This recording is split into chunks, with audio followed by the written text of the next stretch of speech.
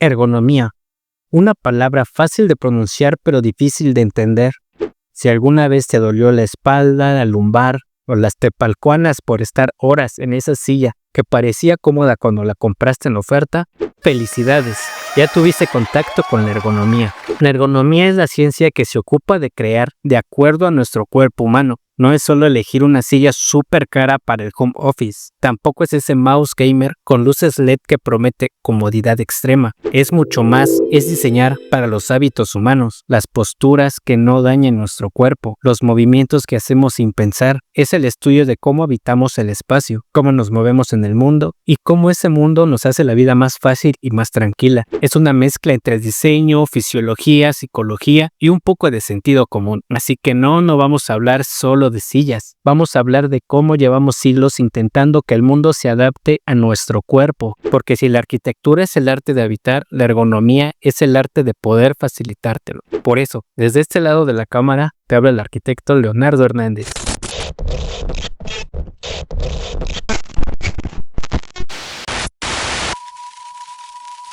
La palabra viene del griego ergon y nomos y estudia las relaciones entre el cuerpo humano, los objetos, las herramientas, mobiliario, espacios y actividades que usamos todos los días. Evalúa medidas, alturas, movimientos, posturas, capacidades físicas, mentales y hasta sensoriales. Se aplica en todo, en cómo dormimos, en cómo trabajamos, en cómo hacemos deporte y sobre todo en cómo habitamos cada espacio. Y nos debería importar porque el cuerpo humano no es una máquina genérica. Cada quien tiene proporciones distintas, límites distintos, hábitos diferentes y aún así vivimos en un mundo diseñado para el promedio. Y ahora que estuve investigando para hacer este video, yo siempre me lo preguntaba, ¿por qué para diseñar usamos medidas para gente promedio? ¿No debería ser un diseño individual? La ergonomía pelea contra eso. Aunque muchas veces se asocia a conceptos de trabajo, la ergonomía va muchísimo más allá. Es cómo diseñas la facilidad de una vida para que funcione sin dañar la salud. En la prehistoria, nuestros antepasados no sabían lo que era la ergonomía como tal, pero la practicaban sin querer, porque si hacías una herramienta incómoda, ineficiente o torpe, simplemente no sobrevivías. Así que sin saberlo, comenzaron a diseñar para el cuerpo humano. Todo era resultado de prueba y error, de manos sangradas, de dedos perdidos, hasta que por fin dieron con una forma que funcionaba bien en la mano, con su agarre, su fuerza y su rango de movimiento. Esa es la ergonomía en su forma más primitiva, adaptar el objeto a las limitaciones y capacidades del cuerpo humano. Incluso en las cuevas, la organización del espacio importaba. El fuego iba al centro. Zonas para dormir, zonas para preparar la comida, zonas para ir al baño. Ya implicaba una lógica de uso del espacio, que hoy llamaríamos diseño funcional, o más elegante, ergonomía espacial. La inteligencia ergonómica de la prehistoria fue intuitiva, instintiva, basada en la observación y en la necesidad. Después de millones de años tallando piedras y comiendo sentados en rocas incómodas, llegó el momento. La humanidad empezó a construir imperios, y así sin saberlo, la ergonomía fue evolucionando junto a nuestros delirios de grandeza. En Mesopotamia, las herramientas agrícolas se curvaban para aprovechar la fuerza del brazo. Se inventaron sistemas de riego no solo por lógica, sino porque cargar cubetas de agua sin descanso no era tan factible. Todo era práctico, todo era humano y lo que no servía al cuerpo simplemente no servía. En Egipto, los artesanos medían con el antebrazo y hacían herramientas con mangos largos o cortos según la fuerza y posición del cuerpo. La carpintería de hecho era un arte y los objetos cotidianos tenían proporciones pensadas para el cuerpo.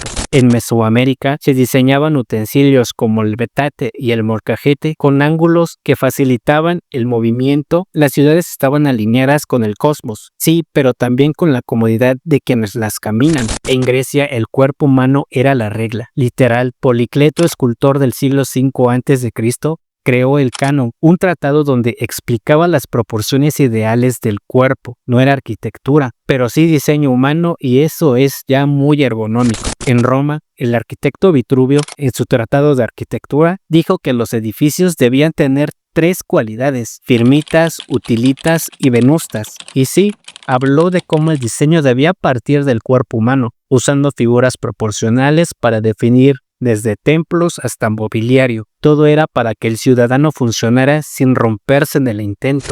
Y cuando pensábamos que la historia del diseño seguiría por ese camino recto hasta el final. La Edad Media apareció.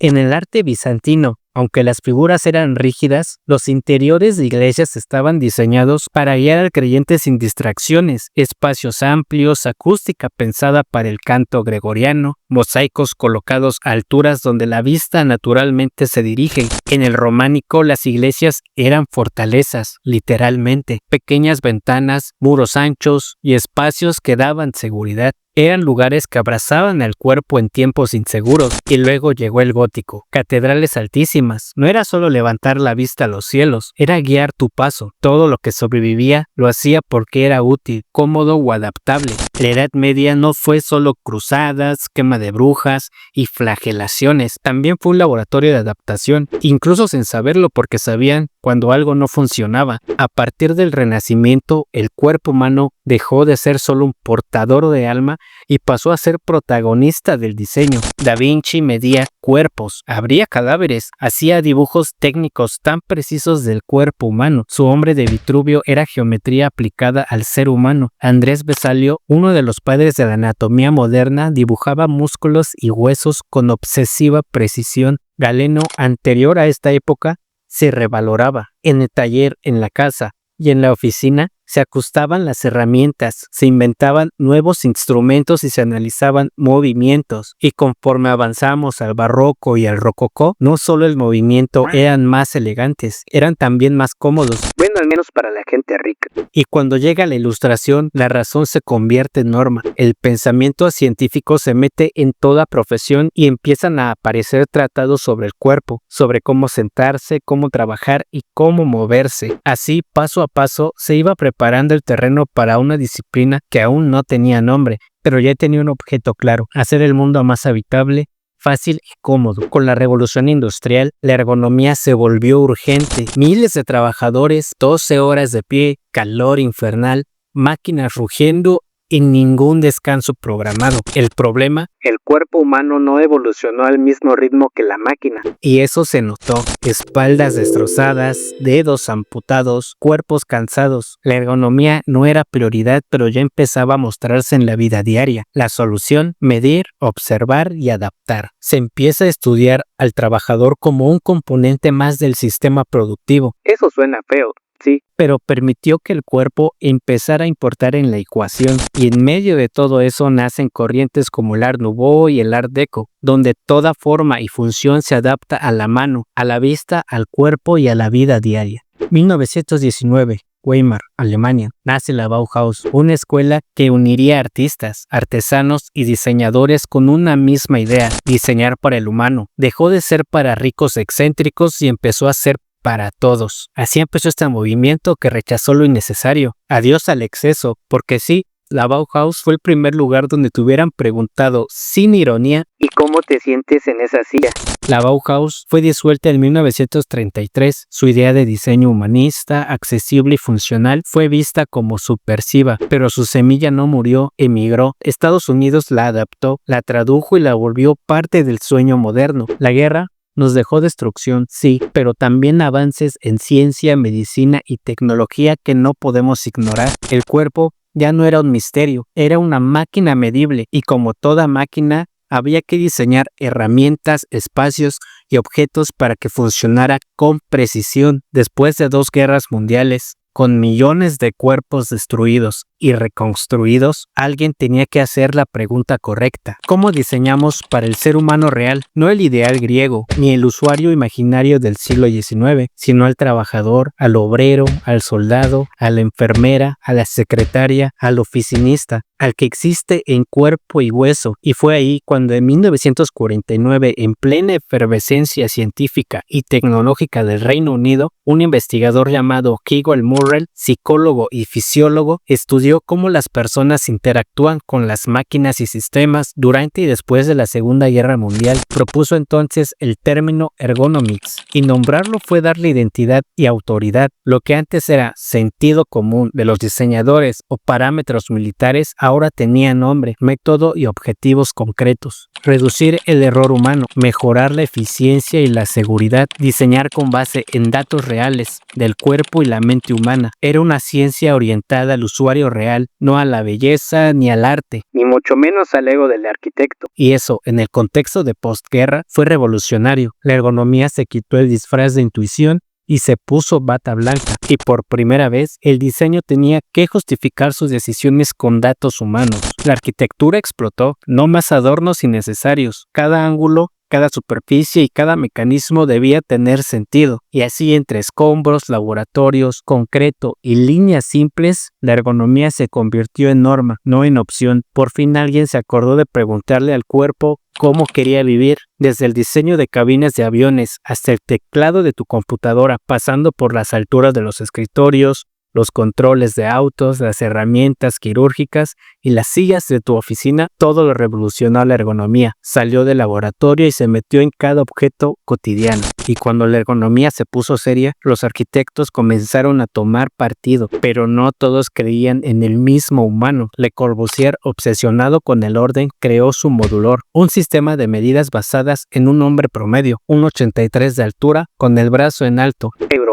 por supuesto, para estandarizar todo el diseño arquitectónico. En cambio, Frank Lloyd Wright creía que cada ser humano era un universo, su postura, cada casa para cada alma. Este choque ideológico creó una bifurcación en el diseño ergonómico, diseño colectivo o diseño individual, y otros creadores y arquitectos se sumaron a esta conversación silenciosa, y todos, de alguna manera, discutiendo con Le Corbusier, abrazando a Wright o viceversa. Este diálogo no se resolvió, la ergonomía quedó dividida. ¿Servimos a todos o escuchamos a uno? La arquitectura, como siempre, se convirtió en el reflejo del alma humana, pero cada estilo arquitectónico intentó ser su mejor amigo, o al menos no ignorarla del todo, y cada estilo la adaptó como le dio la gana. Los funcionalistas, hijos directos del trauma bélico, se inspiraron por datos antropométricos de soldados y obreros, y comenzaron a crear para el humano estándar, y el minimalismo entendió que el exceso cansa, y el cuerpo lo sabe. Su ergonomía fue más elegante y sutil, líneas limpias, espacios amplios, muebles sin adornos, pero perfectamente pensados. Hoy, la ergonomía no solo se ocupa del cuerpo, se expande hacia el planeta.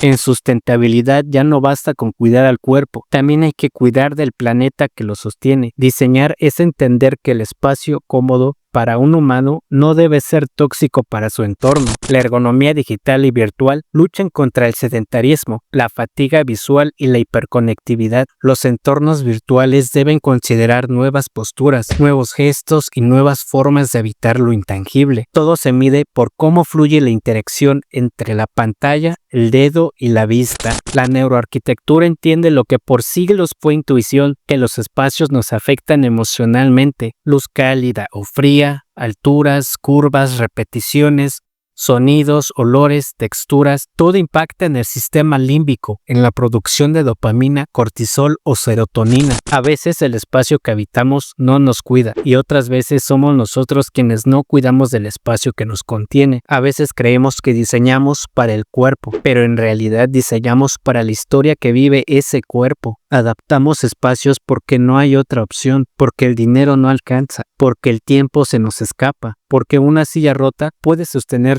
toda una vida entera. Muchos viven en lugares que no eligieron, otros en casas que ya no reflejan su cuerpo ni su historia, y otros simplemente se quedaron porque la vida cambió antes de que el espacio pudiera adaptarse. ¿Por qué debemos encoger el cuerpo, silenciar la necesidad, tolerar el malestar o aguantar la incomodidad? Por eso, si tienes la oportunidad de diseñar tu espacio, hazlo con amor, con conciencia, con paciencia y para tu salud. Hazlo para el tú de hoy y para el tú del mañana. No te construyas solo una casa. Diseña un refugio para cuando estés triste. Diseña una ventana para cuando necesites esperanza. Diseña una cama donde puedas descansar de este mundo tan agobiante. No necesitas lujo, solo cuidado a tu cuerpo, a tu mente, a tu alma y a tu corazón. Protégelos y cuídalos, porque la casa perfecta no tiene que ser grande ni muy cara, solo tiene que ser tuya en cuerpo y en alma. Así que, por favor, ajusta tu silla, respira profundo, pon la planta donde te dé paz y no diseñes por diseñar, diseña para vivir. Nuevamente, muchas gracias por llegar hasta aquí. Si algo de lo que te dije hoy te motivó a iniciar tu proyecto, te invito a suscribirte, a compartir y seguirme en mis redes sociales. Ayúdame a construir este proyecto que es para ustedes. Cuéntame aquí abajo qué te pareció y recuerda que la ergonomía está en cómo decidimos vivir. Cambio y fuera.